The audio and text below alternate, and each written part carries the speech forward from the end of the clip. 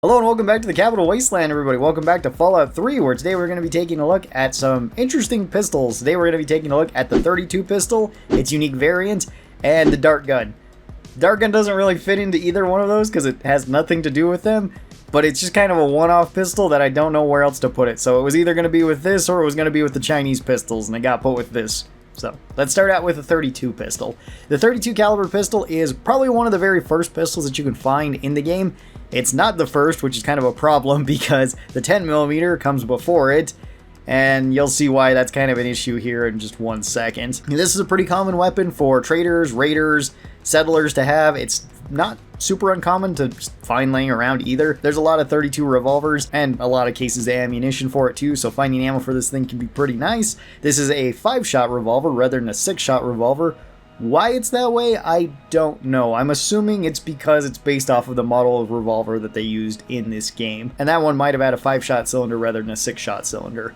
It is a very small revolver, although that doesn't really matter in this game since you can't really sneak it anywhere. Sort of. This one and a switchblade you can actually sneak into one particular mission, so it's kind of nice for that. Let's go over the stats of the 32 revolver though. So the 32 revolver does 6 damage per shot. This is not the highest amount of damage. It's one of the lowest amounts of damage out of any of the handguns, so it doesn't have great damage per shot. This one does 18 damage per second, although the rate of fire with this is very strange because the rate of fire for the 32 revolver is just super inconsistent, and I don't know why that is. Sometimes it feels like you can spam this out as fast as you can pull the trigger, which makes it so it seems like the DPS should be higher, but then other times it seems to be locked, but it's not locked consistently. Sometimes it'll fire 2 times fast and then fire slow a 3rd time, then fire another time slow, and then fire the last shot a little bit quicker. It just feels really weird, and I don't know why it's that way. This one has a 1x crit modifier, so regular crits. Does 6 crit damage, so also not the highest crit damage. This one costs 20 action points to be using in VATS. For some reason, it's worse than the 10mm. I don't know why.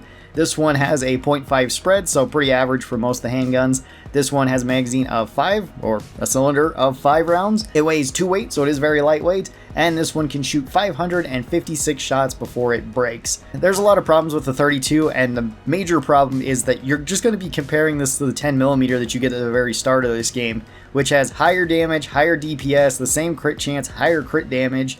It costs less action points, it has the same spread, it holds more than twice the amount of ammo in it. It weighs about the same, and it has about the same amount of durability, as well as this ammo and the 10mm ammo are among 2 of the most common ammos.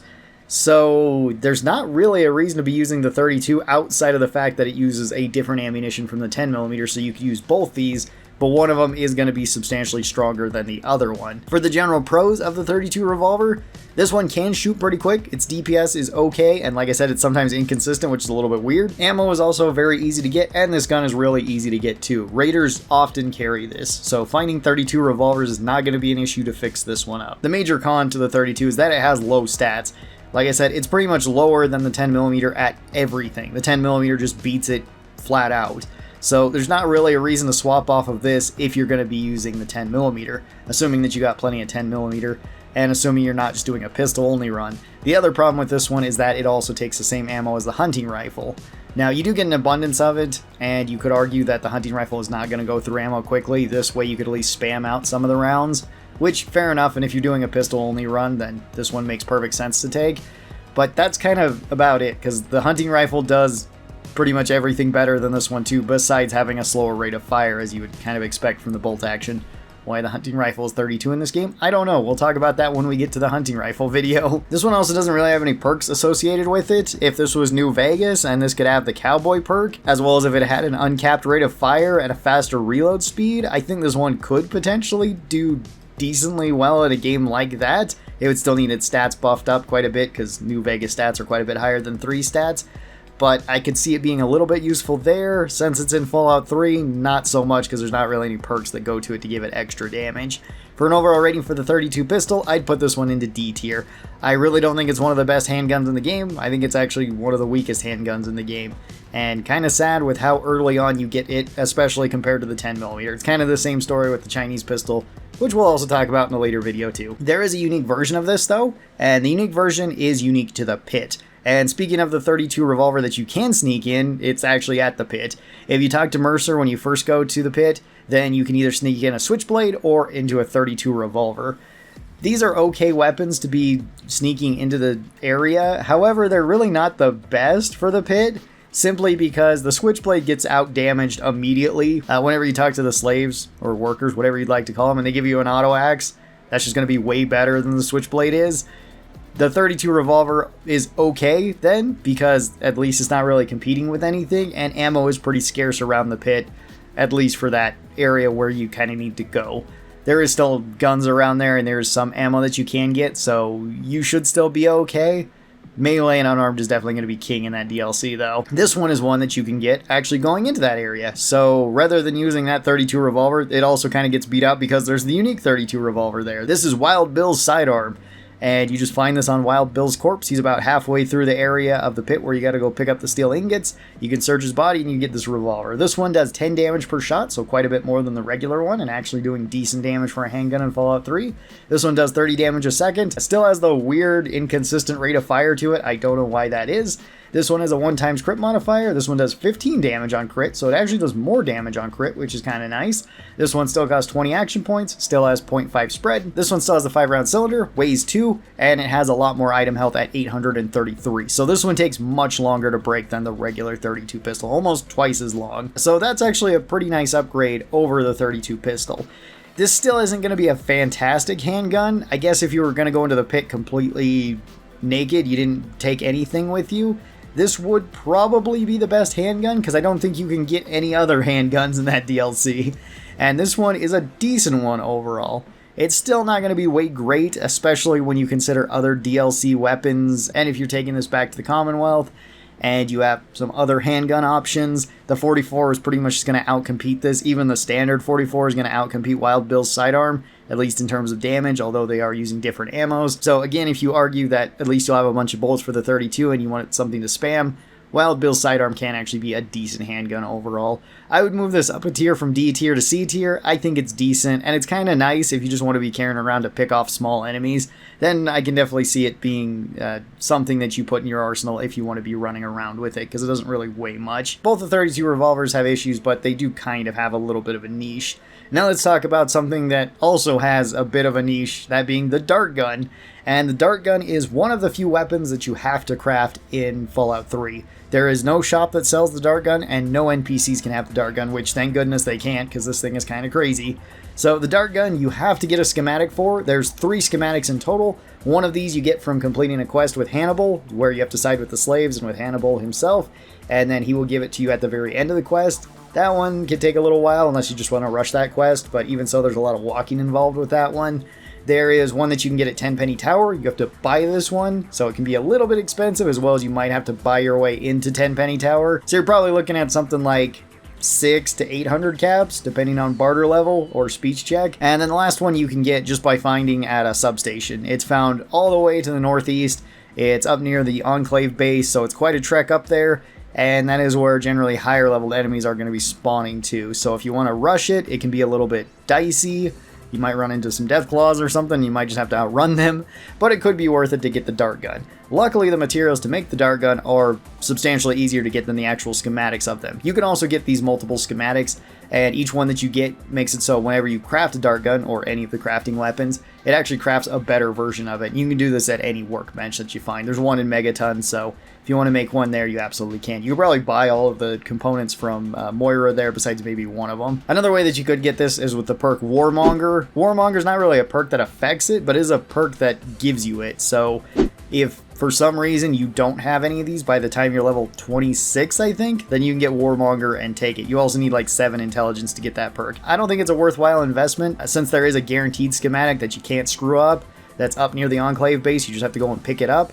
The other 2 you can potentially screw up, because if you lock yourself out of Hannibal's quest by betraying the slaves, also if you side with the ghouls during the Tenpenny Tower quest, then you also can't get it. Or I guess if you just kill the shopkeeper, then you can't get the Dartgun schematic either. To make the Dartgun, you need 1 paint gun, 1 surgical tubing, 1 toy car, and 1 rad scorpion gland.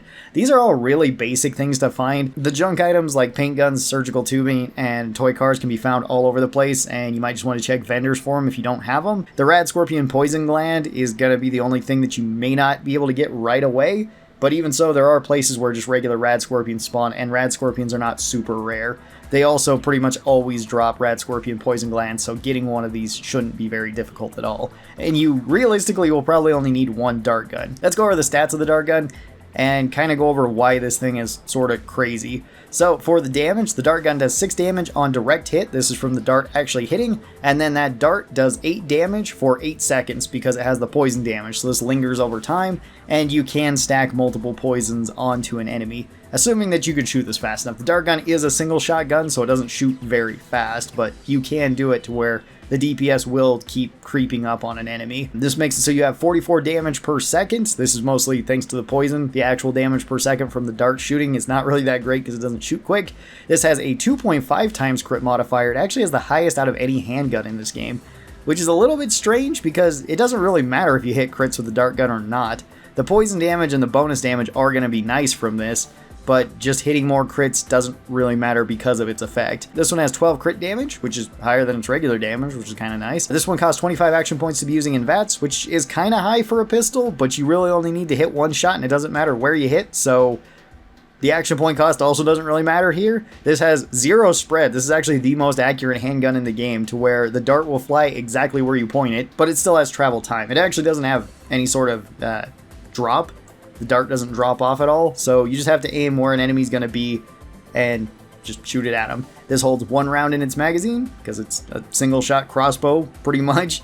This weighs 3 weight, which is kind of weird because it actually weighs less than all of the stuff combined for your dart gun. And this can shoot 883 darts before it breaks.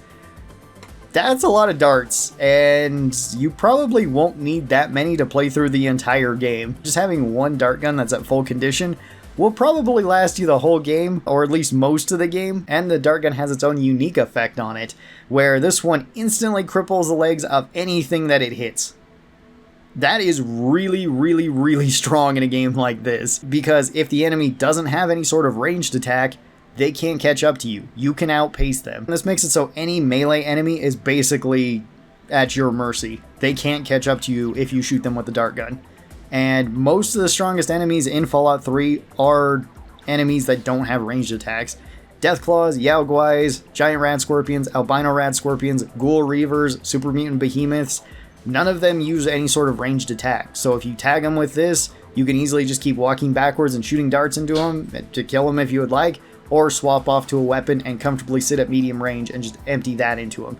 Something like the Chinese assault rifle or the combat shotgun works just fine. This trivializes a huge portion of the enemies. This doesn't make it so all strong enemies are useless towards you, because things like sentry bots can still be pretty strong. Super mutant overlords are one of the strongest things in the game, and they have range, so they can still attack back. But a lot of the strongest enemies in the game just can't do anything to you once you stick them with the dart. So the Dartgun is probably the strongest handgun in the game just for the utility of it. So it's going to go all the way up into S tier. It is one of the best handguns, and it's definitely worth rushing if you want to do that, because if you ever want to go and explore anywhere, even if you're low level, it doesn't really matter if a Deathclaw shows up. If you tag him with this, you can just keep running the opposite direction and he can't catch up to you. So that'll do it for these 3 different handguns. We have 2 that are not the greatest, but okay, and 1 that is arguably the greatest, or at least one of the greatest tools in the game. Thank you guys so very much for watching this. Hope that you guys enjoyed it. Tell me your thoughts on these weapons, and I'll talk to you next time. Bye-bye, everybody.